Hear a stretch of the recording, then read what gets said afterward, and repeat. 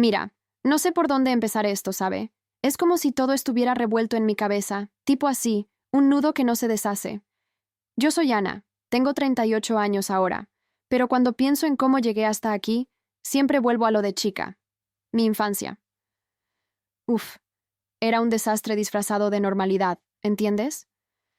Nací en un pueblito chiquito de la sierra, en México, allá por los 80s, cuando las cosas eran más simples, pero a la vez más duras. Mi papá era mecánico, un hombre callado, de esos que trabajan de sol a sol y llegan a casa oliendo a aceite y sudor, sin decir mucho. Mi mamá, ella era la que llevaba la casa, cosiendo ropa para los vecinos para sacar unos pesos extras. Tenían 3 hijos, yo en el medio, con un hermano mayor que siempre andaba metido en líos, y una hermana menor que era como una princesita mimada. Pero lo que más me marcó, ¿sabe? Fue el ambiente en casa.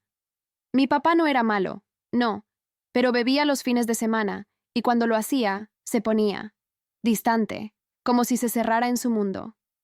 Recuerdo una noche, yo tenía como 8 años. Estábamos sentados en la mesa comiendo frijoles con tortillas, nada fancy, y él de repente se levantó y tiró la silla.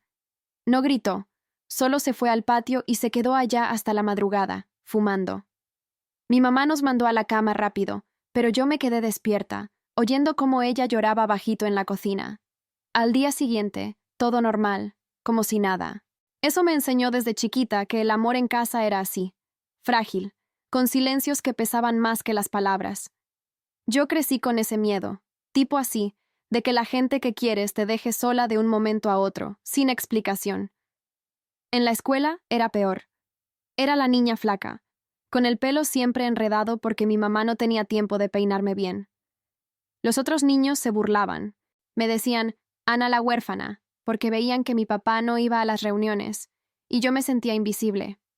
Tuve una amiga, se llamaba Lupita, éramos inseparables en primaria. Jugábamos a las muñecas en el recreo, soñando con ser maestras o algo así. Pero un día, en 5º grado, su familia se mudó a la ciudad por el trabajo del papá, y pum, se fue. Ni una carta, ni nada. Me quedé con un hueco enorme, ¿sabe? Ahí empecé a pensar que la gente siempre se va, que no se puede confiar del todo. Me volví callada, de esas que observan más que hablan, con un miedo clavado en el pecho a que me abandonen. La adolescencia fue un caos emocional. A los 14 mi hermano mayor se metió en drogas. Nada heavy al principio, pero terminó robando en casa para comprar. Mi papá lo corrió un día, gritando por primera vez en años, y mi mamá se derrumbó. Yo intentaba ayudar, limpiando la casa, cuidando a mi hermana, pero sentía que era invisible otra vez. En la secundaria, salí con un chico por primera vez. Se llamaba Miguel, un moreno alto que jugaba fútbol. Parecía que me veía de verdad. Me traía flores silvestres del campo y me decía que yo era especial. Pero duró poco. Un mes después, me dejó por otra, una que tenía más curvas que yo. Me dolió tanto que no quise saber de novios por años. Me enfoqué en los estudios, saqué buenas notas para ir a la universidad, aunque mi familia no tenía lana para eso. Trabajé de mesera en un restaurante local los fines de semana, sirviendo tacos y sonriendo a los clientes, aunque por dentro me sentía sola. En esa época, soñaba con una familia diferente, ¿sabe? Una donde el papá estuviera presente, donde no hubiera silencios ni abandonos. Leía revistas de esas de chismes, con historias de amores perfectos, y me imaginaba que yo tendría eso algún día. Pero llevaba conmigo inseguridades profundas. Me sentía no suficiente, como si tuviera que esforzarme el doble para que alguien se quedara. Mi mamá me decía, Ana, el amor viene cuando menos lo esperas. Pero yo no le creía del todo. Después de la prepa, me fui a la ciudad, a Guadalajara, a estudiar administración. Vivía en una pensión chiquita, con paredes delgadas donde oía a las vecinas peleando con sus maridos. Ahí empecé a trabajar en una oficina, contestando teléfonos, y poco a poco me fui armando una vida. Pero siempre, en el fondo, tenía ese temor. ¿Y si me dejan sola como a mi mamá? ¿Y si no soy lo bastante buena? Conocí a Javier en una fiesta de la oficina. Era 2005. Yo tenía 23 años. Él era nuevo en el departamento de ventas. Alto, con sonrisa confiada y ojos que te miraban fijo. Me acerqué porque vi que estaba solo, bebiendo una cerveza, y le dije algo tonto sobre el jefe. Se rió, y de ahí platicamos toda la noche. Me sentí vista, por primera vez en mucho tiempo. Me contó de su familia en Monterrey, cómo había venido a buscar oportunidades, y yo le hablé un poco de mi pueblito, sin entrar en lo feo. Al día siguiente me invitó a café, y así empezó. Era como un bálsamo para mis heridas viejas, ¿sabe? Él prometía estabilidad. Me decía, Ana, contigo quiero construir algo real. Yo, con mis inseguridades, me aferré a eso. Pensaba que por fin había encontrado a alguien que no me aislaría, que me incluiría en su mundo. Pero ahora, mirando atrás, me doy cuenta de que ya desde el principio había cositas, silencios que no cuestioné. En fin, eso es para después. Lo que quiero decir es que mi pasado me moldeó para buscar seguridad a como diera lugar, y Javier parecía justo eso. No imaginaba que terminaría aislándome de todos los que amaba. Bueno, sigamos con lo de Javier, ¿sabes? Porque después de esa fiesta en la oficina, todo cambió para mí de una manera que no esperaba, tipo así, como si de repente el mundo se pusiera en color después de años en blanco y negro. Al principio eran salidas simples, nada de grandes gestos, pero para mí era enorme. Me recogía en la pensión después del trabajo, en su coche viejo, un Tsuru azul que siempre olía a colonia barata y a cigarrillos, aunque él no fumaba mucho. Íbamos a un cafecito en la zona rosa, de esos con mesas de plástico y café de olla que te quema la lengua si no tienes cuidado. Ahí platicábamos horas, yo le contaba de mi familia sin entrar en lo pesado, solo lo chistoso, como cuando mi hermana se disfrazaba de mariachi con las botas del papá, y él se reía fuerte, de esa risa que te hace sentir que estás en el centro del universo. Javier era, no sé, confiable, ¿entiendes? Venía de una familia más estructurada que la mía, con un papá ingeniero y una mamá que organizaba todo, cenas familiares todos los domingos y eso. Me decía que quería lo mismo para nosotros, que soñaba con una casa propia, con hijos corriendo por el patio, y yo, con mis miedos de siempre, me colgaba de cada palabra. Ana, tú eres la que me hace querer quedarme aquí en Guadalajara, no volver a Monterrey. Me soltaba así, casual, mientras me tomaba la mano sobre la mesa. Yo sentía un calor en el pecho, tipo así, una seguridad que no había conocido antes. Por primera vez, no me preocupaba que se fuera a ir. Él planeaba, prometía, y eso me calmaba el nudo que traía desde niña. Pasaron meses así, saliendo, conociéndonos. En junio del 2006, me llevó a conocer a su familia en Monterrey, un viaje en autobús de lo más incómodo, con el aire acondicionado fallando y yo sudando nerviosa todo el camino. Llegamos a su casa, una de esas en Colonia Media, con jardín chiquito y una reja pintada de verde. Su mamá me abrazó como si ya fuéramos familia, me sirvió enchiladas potosinas que estaban de muerte, y su papá me preguntó por mi carrera, asintiendo serio pero amable. Javier me miró todo el tiempo, orgulloso, y esa noche, en la habitación de huéspedes, me susurró al oído: «Mira cómo te quieren ya, Ana. Esto es lo nuestro». Yo lloré bajito, de emoción, porque sentía que por fin encajaba, que mis inseguranzas de ser abandonada se estaban disipando. Regresamos a Guadalajara más unidos, y él empezó a hablar de mudarnos juntos. Nos instalamos en un departamentito en Zapopan, en septiembre de ese año, nada lujoso, 2 recámaras, cocina integrada y balcón con vista a un estacionamiento. Pero para mí era un sueño, ¿sabes? Compartíamos la renta, yo seguía en la oficina contestando llamadas, pero él ya había subido a supervisor en ventas, trayendo bonos que nos permitían salir a cenar los viernes a un lugar con manteles a cuadros y mole poblano que me recordaba a mi mamá. La rutina se armó sola. Mañanas preparando café juntos, él poniéndome la corbata antes de salir. Bueno, él no usaba corbata, pero se veía profesional con su camisa planchada, y noches viendo tele, acurrucados en el sofá viejo que compramos de segunda mano. Me sentía segura, tipo así, como si el silencio de mi papá nunca más me alcanzara, porque Javier hablaba, planeaba, me incluía. En 2008 nos casamos. Fue una boda sencilla, en una capilla chiquita cerca de la catedral, con unos 50 invitados, mi familia del pueblo, que subió en un camión rentado, y la de él. Yo llevaba un vestido blanco prestado de una prima, con encaje que picaba un poco en la espalda, pero no me importaba. Javier estaba guapísimo en su traje negro, jurando delante del cura que me cuidaría siempre, que seríamos uno para el otro en las buenas y en las malas. Ana, esto es para siempre, me dijo al salir, besándome con el arroz volando por todos lados. Mi mamá lloraba de alegría, abrazándome fuerte, y por un segundo pensé en mi infancia, en esos silencios pesados, y me dije que esto era diferente, que yo había roto el ciclo. Después de la boda, las cosas subieron. Compramos una casita en las afueras, en 2010, con un crédito que nos ahogaba un poco al principio, pero valió la pena. Era de bloques rosados, con 2 pisos y un patio donde plantamos rosales que Javier regaba religiosamente los domingos. Yo cambié de trabajo, entré a una empresa de contabilidad como asistente, ganando lo justo para cubrir las cuentas, y él seguía escalando en ventas, trayendo un sueldo que nos permitió un coche nuevo, un Chevy plateado que lavábamos juntos los sábados, riéndonos mientras nos mojábamos con la manguera. Hablábamos de hijos todo el tiempo. Yo quería 2, un niño y una niña, y él asentía, diciendo, «Cuando estemos más estables, mi amor». Íbamos a misa los domingos, de la mano, y en la comunión me sentía bendecida, como si Dios nos hubiera dado esta estabilidad para sanar mis heridas viejas. La vida cotidiana era cómoda, ¿sabes? Desayunábamos huevos con chorizo que yo freía. Él me dejaba notitas en el espejo del baño. «Te amo, Ana. Gracias por ser mi todo». Yo le preparaba su lonche para el trabajo, con tortas de milanesa envueltas en papel aluminio, y por las noches, después de cenar pozole o lo que fuera, nos sentábamos en la sala con una cerveza fría cada uno, platicando del día. Él me contaba de sus clientes, de cómo cerraba tratos grandes, y yo le escuchaba, admirándolo, sintiendo que éramos un equipo invencible.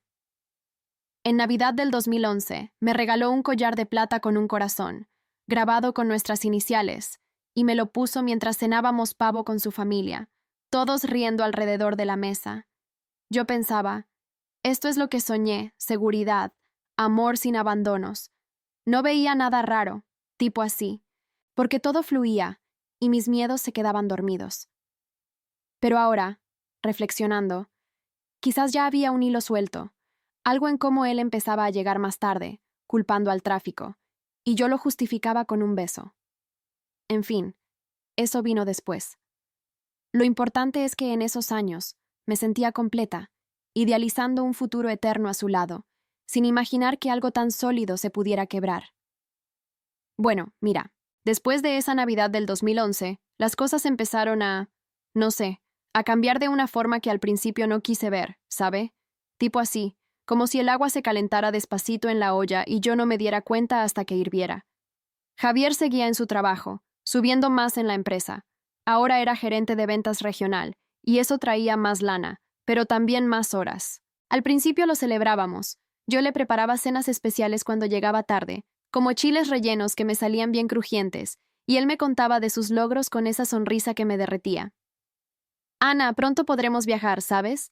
A la playa, como soñábamos», me decía, y yo asentía, feliz, sintiendo que todo valía la pena por esa estabilidad que tanto necesitaba. Pero poco a poco, los silencios se colaron en la casa, tipo así, como sombras que se alargan al atardecer. Recuerdo que en el 2012 empezamos a cenar menos juntos.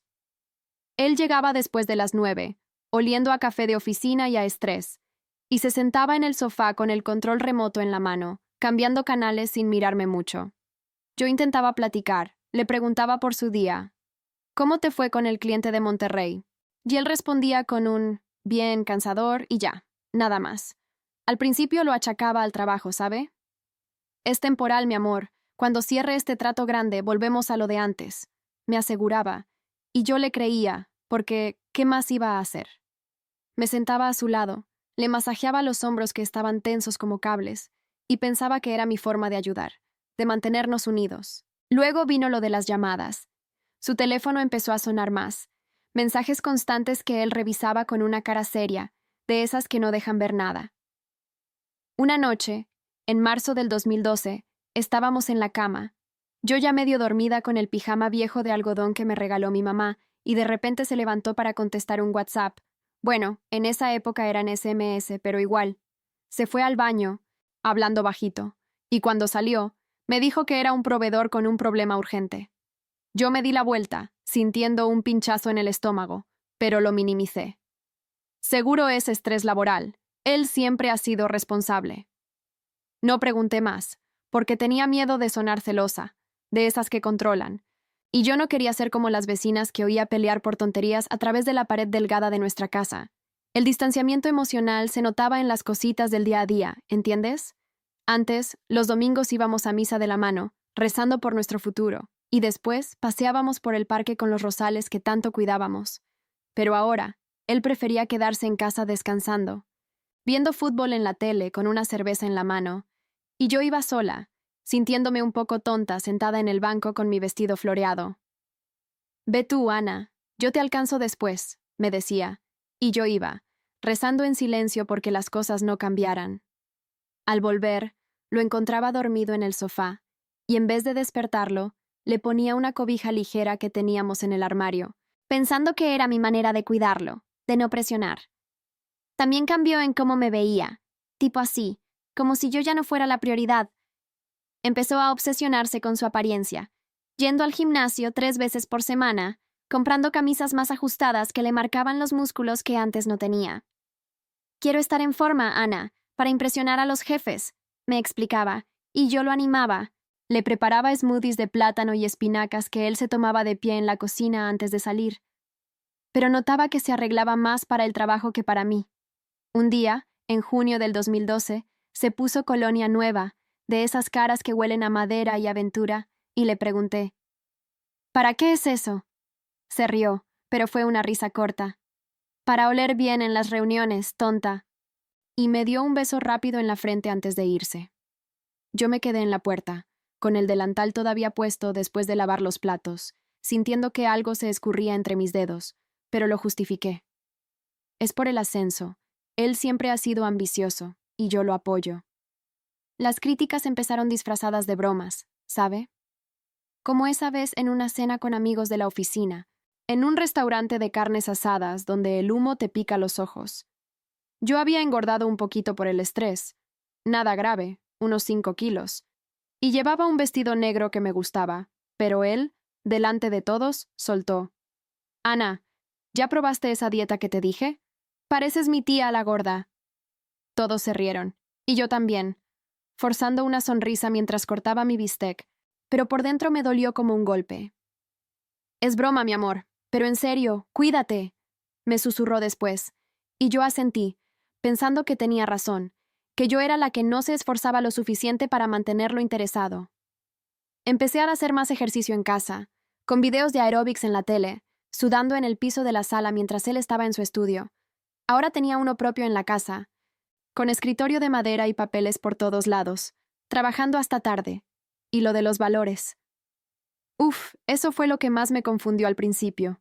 Antes, Javier era de familia católica como yo. Íbamos a misa, hablábamos de criar hijos con fe.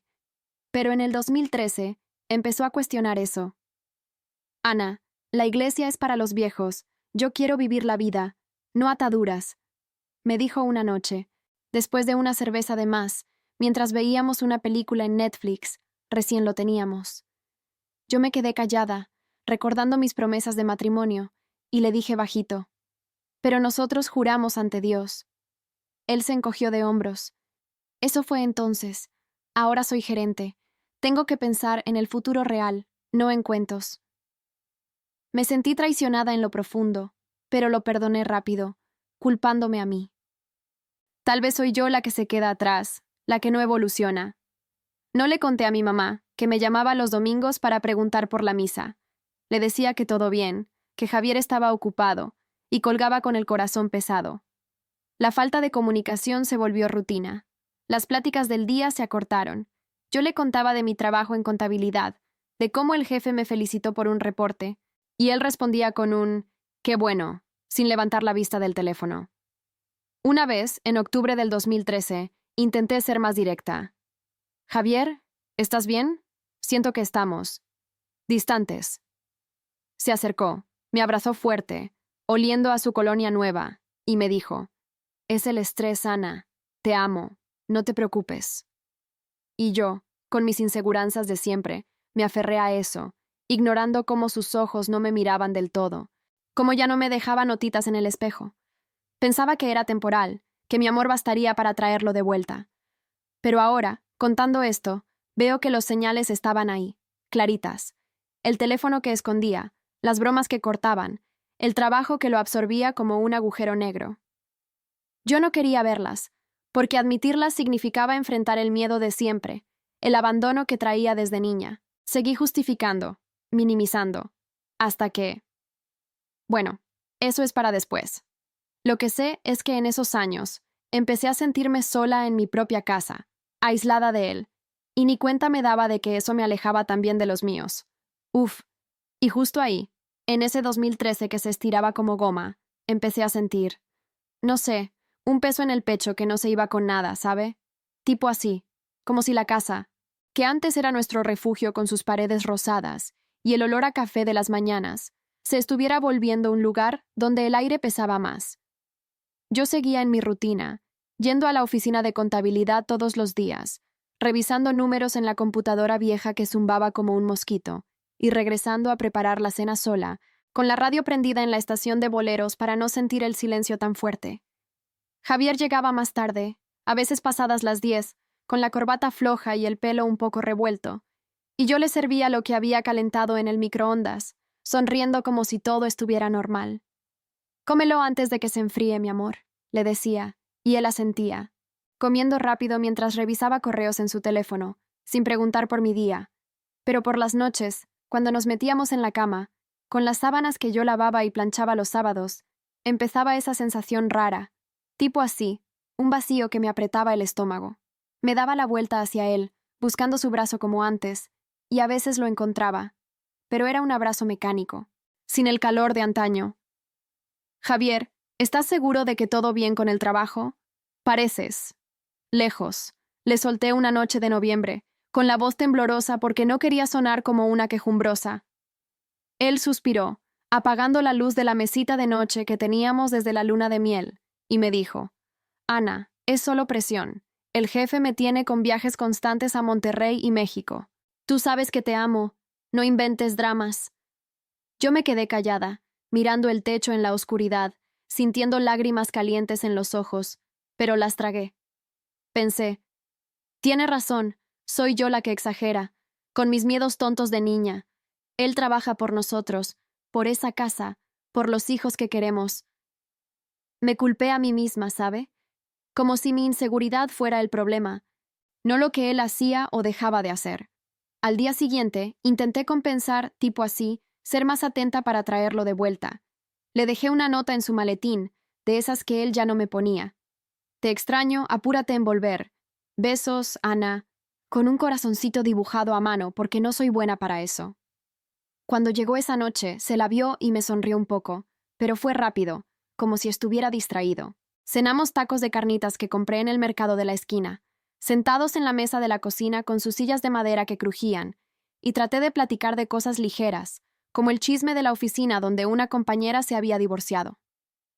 «Pobre, después de 15 años, imagínate», dije, y él levantó la vista del plato por primera vez, con una ceja arqueada. «¿Y qué esperabas? Ella siempre fue controladora, como tú a veces con tus preguntas». Me dolió, como un pinchazo, pero me reí bajito, diciendo, «No soy así, solo me preocupo». Por dentro me quedé pensando en esa palabra, controladora, y me juré no preguntar más, no ser la pesada que lo aleja.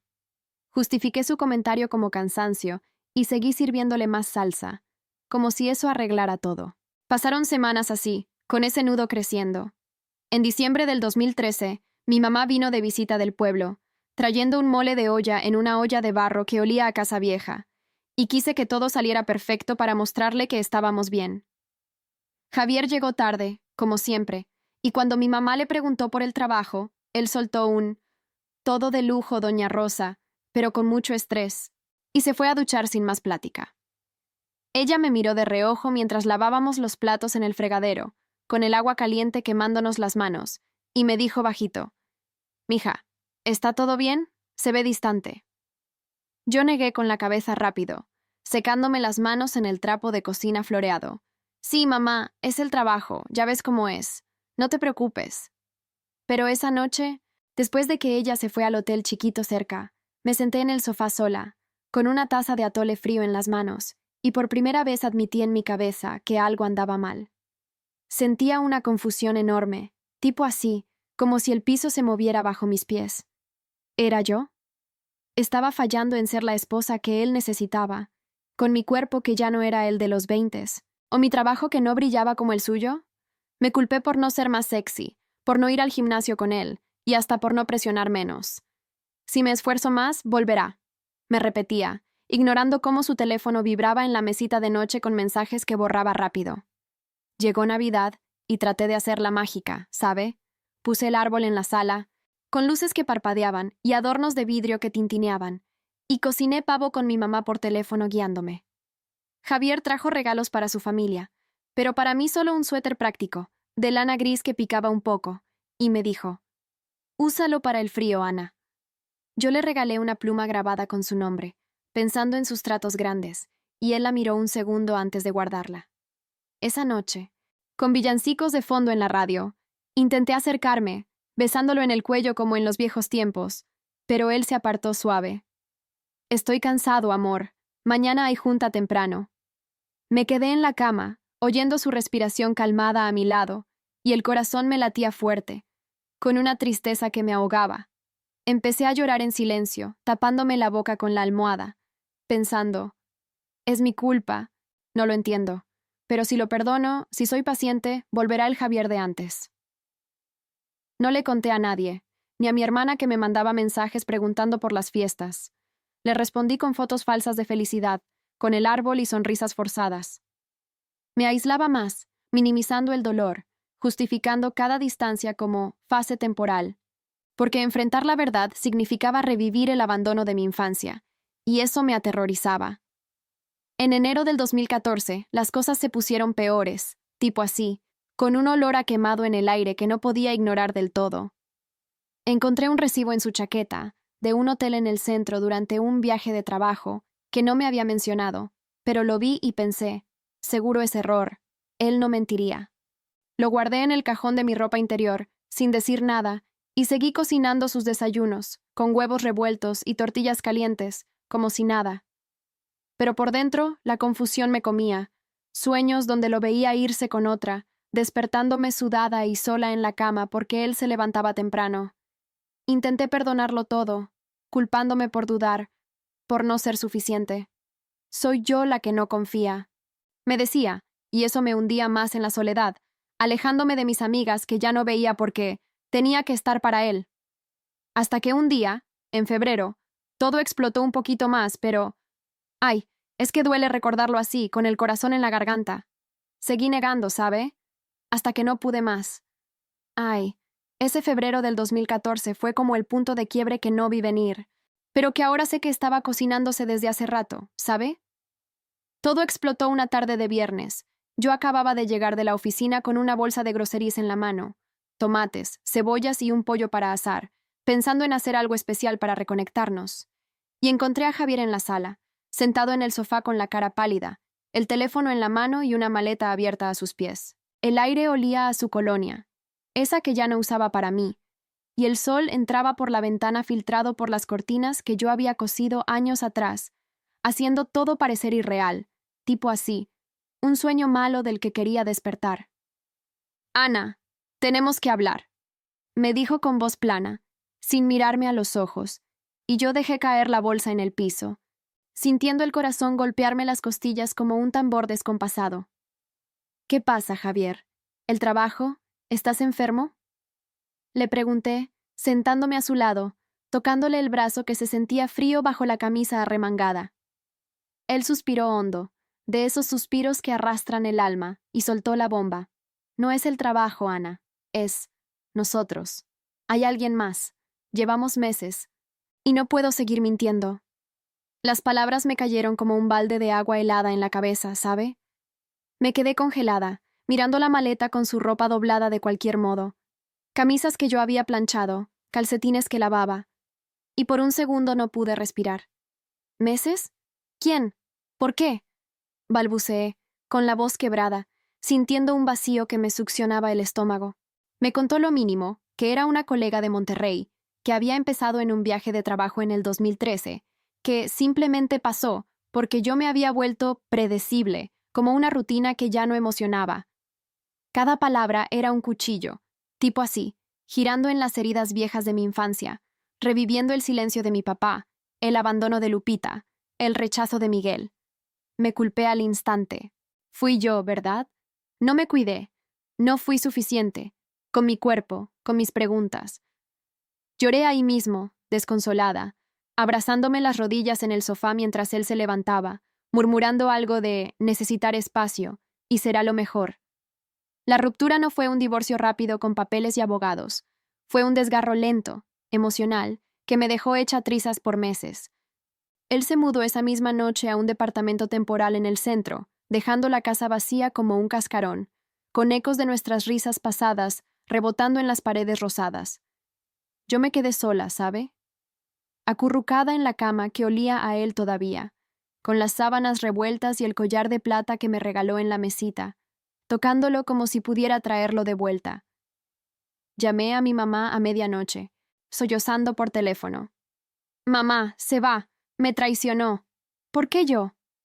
Ella vino al día siguiente en autobús, trayendo su rosario y abrazos que sabían a mole de olla, pero ni eso calmaba la confusión que me ahogaba. Sentía una pérdida inmensa, no solo de él, sino de la vida que idealicé, la casa, los planes de hijos, la fe en un amor eterno. Me culpaba por todo, por ignorar los mensajes, las llegadas tarde, las bromas que dolían, pensando que si hubiera sido más fuerte, más sexy, más paciente, nada habría pasado. No comía, no dormía. Caminaba por la casa como un fantasma, tocando los rosales secos en el patio, recordando cómo los regábamos juntos, y el pecho me dolía tanto que a veces me doblaba en dos. El divorcio legal vino en junio del 2014, después de meses de terapia que mi hermana me obligó a ir, una psicóloga en Guadalajara que me escuchaba con ojos amables mientras yo desahogaba en su sofá beige. Firmamos los papeles en una notaría fría, con aire acondicionado que me erizaba la piel, y él me miró por última vez, diciendo, «Lo siento, Ana, pero era inevitable». Yo asentí, muda, con el anillo de bodas todavía en el dedo porque no podía quitármelo, sintiendo que una parte de mí se moría ahí, en esa mesa de madera barnizada. Salí a la calle bajo la lluvia torrencial de la tarde, empapada hasta los huesos, y caminé sin rumbo, llorando a gritos en un parque vacío, donde los niños jugaban ajenos a mi dolor.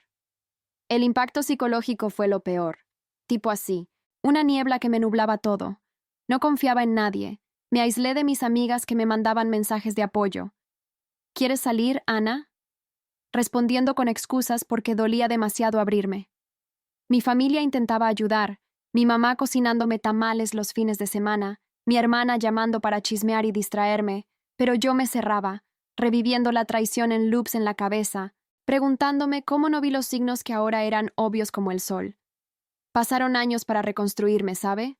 En 2015 vendí la casa, esa con los rosales que murieron sin él, y me mudé a un apartamentito más chiquito en la colonia americana, con balcón que da a un café ruidoso donde voy a leer los domingos.